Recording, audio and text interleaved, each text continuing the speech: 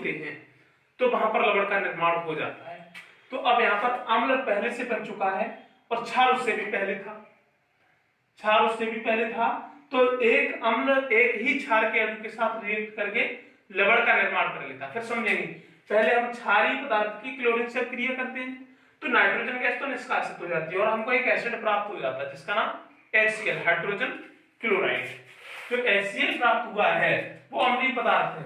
और अधिकता की बात का मतलब ये हो गया, रीजन ये है कि हम जितनी आवश्यकता है, आवश्यकता के परे हम जो है अमोनिया गैस का प्रयोग करते हैं। तो HCl एक अम्ल है, NH3 एक क्षार है, मिलकर के जाहिर सी बात है लवण का निर्माण कर लेते हैं। तो वो लवण किस तरीके से करते हैं, HCl प्लस NH3 की संख्या को बढ़ा लेते हैं। अभी पिछली रिएक्शन में हम सिंगल NH3 से रिएक्शन किए थे, अब यहाँ पर NH3 की संख्या बढ़ती हुई नजर आ रही है, इसीलिए अमोनिया की अधिकता में रिएक्शन शो करते हैं।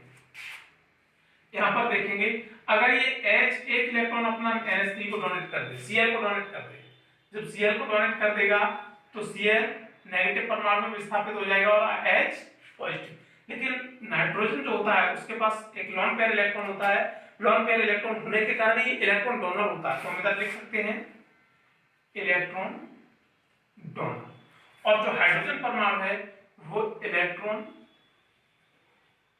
एक्सेप्टर, इलेक्ट्रॉन एक्सेप्टर का कार्य कर जाता है और यहाँ पर इलेक्ट्रॉन डोनर।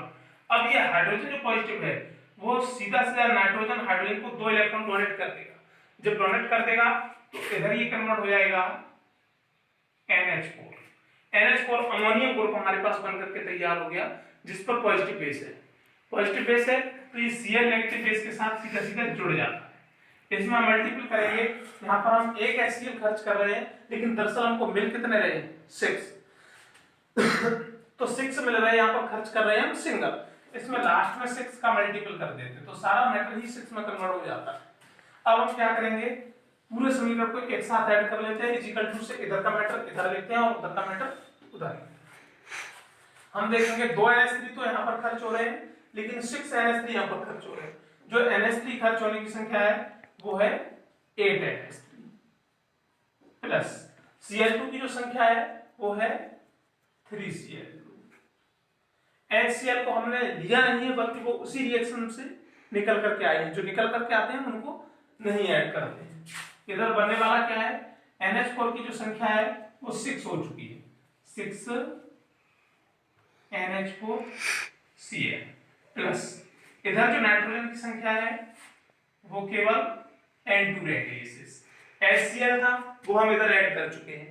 तो इस समय जब अधिकता की बात करते हैं तो केवल और केवल नाइट्रोजन गैस प्राप्त होती है, यहाँ पर केवल नाइट्रोजन गैस प्राप्त होती है। यदि कमी में करते हैं तो नाइट्रोजन ट्राइहैलाइड प्राप्त होता है जो एक विस्फोटक पदार्थ होता है। तो क्लोरीन से क्रिया मोस्ट इंपोर्टेंट है और आसानी से सीख सकते हैं। अगर नेक्स्ट इंपोर्टेंट रिएक्शन सीखते हैं, यहाँ पर फॉस्फीन से क्रिया, फॉस्फीन जो है हमारे पास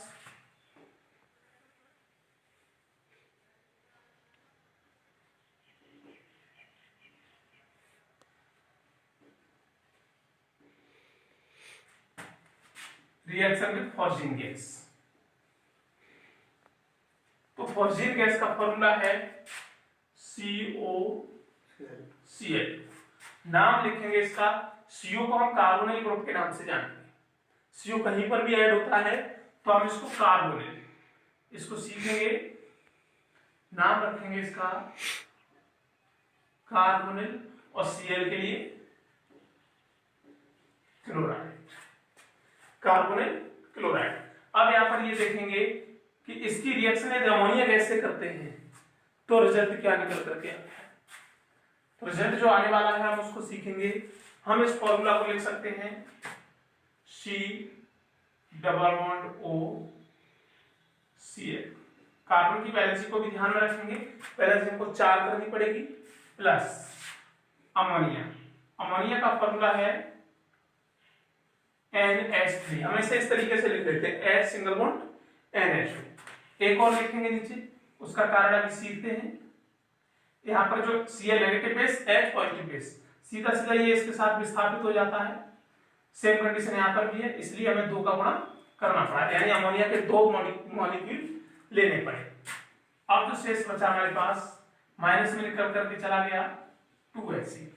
अब जो शेष बचा है हम इधर लिख सकते हैं NH2 का होल ट्वाइस, और शेष बचा इधर CO। इसे खोल करके लिख सकते हैं, क्या लिख सकते हैं, NH2CO NH2, जिसे हम यूरिया के नाम से जानेंगे। इसको यूरिया का दूसरा नाम भी लिख लेते हैं,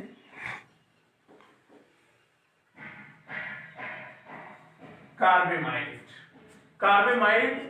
कार्बन ग्रुप है हमारे पास, इतना एमाइड ग्रुप है और इधर एमीन ग्रुप है। एमीन और एमाइड ग्रुप दोनों उपस्थित होने के कारण इसका नाम रख दिया जाता है कार्बेमाइड। तो यूरिया का एक नाम फॉर्मूला ये है हमारे पास, नाम ये है, दूसरा नाम इसका है कार्बेमाइड। अब नेक्स्ट चलकर के आगे सीखते हैं।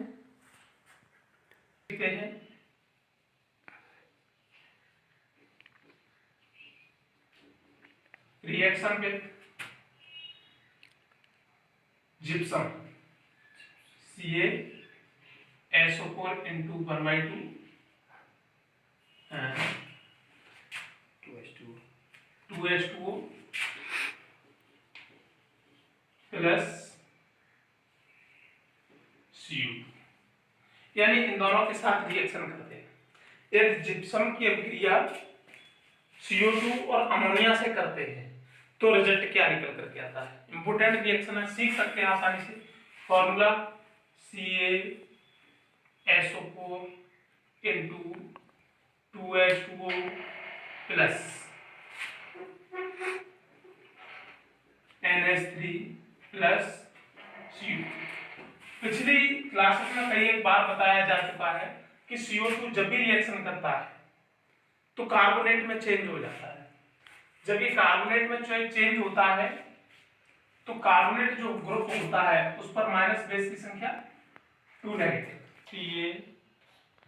CaSO4 into 2H2O plus CO। तो पिछली क्लासेस में कई एक बार पढ़ चुके हैं, जब भी CO2 की रिएक्शन करते हैं तो हमें CO3 प्राप्त होता है, जिस पर नेगेटिव बेस की संख्या 2 नेगेटिव बेस हो जाता है। अब यहाँ पर ये सीखेंगे प्लस अमोनिया और डालेंगे। जब अमोनिया यहाँ पर डालेंगे तो हम इसे सीख सकते हैं, एक ऑक्सीजन को हम यहाँ से ऐड कर लेते हैं। जब एक ऑक्सीजन को ऐड कर लेते हैं तो ये कार्बोनेट ग्रुप में चेंज हो जाता है। जब कार्बोनेट ग्रुप में चेंज हो जाता है तो उस पर नेगेटिव बेस की संख्या 2 हो जाती है। जब 2 हो जाती है तो अब हम इधर ये सीखेंगे, जो यहाँ पर जल के क्रिस्टल हैं उन जल के क्रिस्टल को किस तरीके से ऐड करना है। एक H को यदि ऐड कर लेते तो ये NH4 में कन्वर्ट हो जाता है। जब NH4 में कन्वर्ट हो जाता है तो फिर भी यहाँ पर अब इसके पास एक H2O तो पूरी तरह से सेम है, हम इसे इस तरीके से लिख सकते हैं इनटू में समझने के लिए, H2O और इधर H2। केवल एक ऑक्सीजन को हमने ऐड किया है और यहां से केवल हमने एक H को ऐड कर दिया है। तो फिर भी यहाँ पर जो H की संख्या वो एक H यहाँ पर शेष बच गया और एक O शेष बच गया। ऊपर अभी हमारे पास क्या शेष बचा हुआ है, 2 H शेष बचे हुए। एक H मैंने इधर ऐड कर दिया तो ये कन्वर्ट हो गया NH4। NH4 पर जो पॉजिटिव बेस होता है तो उस पॉजिटिव बेस की संख्या जो होती है वो पॉजिटिव 1 होती है। सल्फेट ग्रुप हमारे पास, उस पर नेगेटिव बेस की संख्या कितनी है, 2। तो 2 नेगेटिव बेस को हम एक पॉजिटिव बेस के साथ नहीं ऐड कर सकते हैं, तो क्या करेंगे, 2 का मल्टीपल कर लेते हैं। जब 2 का मल्टीपल कर लेते हैं तो हम एक H और ऐड कर लेते हैं, तो इधर हम कर लेंगे NH4 का होल ट्वाइस। जो NH4 का होल ट्वाइस हो रहा है, अब यहाँ पर ये सीखेंगे बचा हुआ है, एक ऑक्सीजन को CO3 के साथ ऐड किया, दूसरी H हम यहीं से निकाल करके लेकर के आए, तो जिसे हमने NH3 में कन्वर्ट करके NH4 में चेंज कर लिया। दोनों H को निकाला मैंने, NH4 में कन्वर्ट कर लिया। फिर भी जो एक H2 शेष बचा है हम उसको सीधा सीधा बाहर निकाल देते। सबसे पहले हम उसको बाहर निकालते हैं H2। अब जो 2 पॉजिटिव बेस यहाँ पर बन रहे हैं तो 2 नेगेटिव बेस को हम सीधा सीधा NH4 के साथ ऐड कर लेते हैं।